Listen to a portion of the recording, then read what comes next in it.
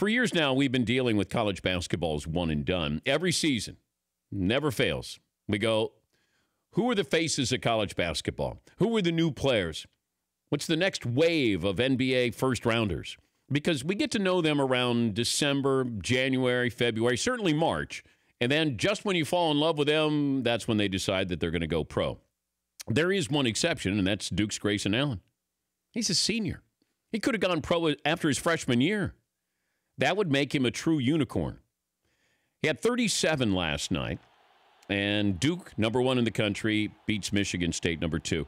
And you remember Allen because of a variety of things. He's an extremely talented player.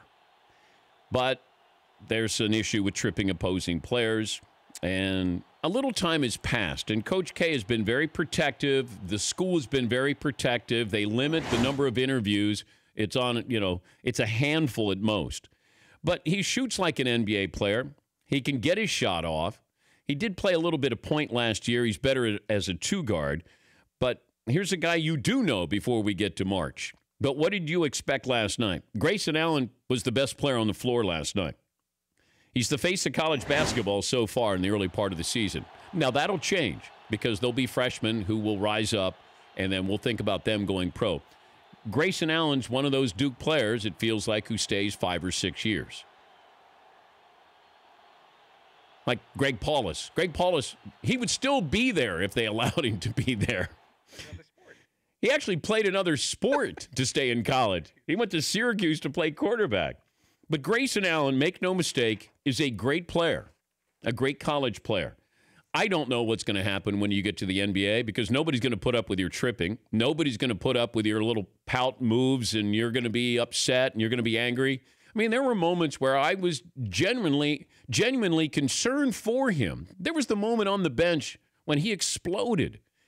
And Coach K said he didn't even know that this was happening. But the assistant coaches got to let him know, I've got to sit you down for the second half. But this is a different year.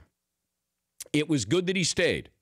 I think he got away from basketball, but I think it was smart that he stayed one more year because he needs to show everybody, and this is Scounts as well, and himself and his teammates, I can be a great player. I can play under control.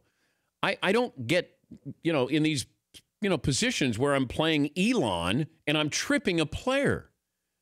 You're better than that. For more Dan Patrick Show, tune to Audience Channel 239 on DirecTV or download the Dan Patrick Show app.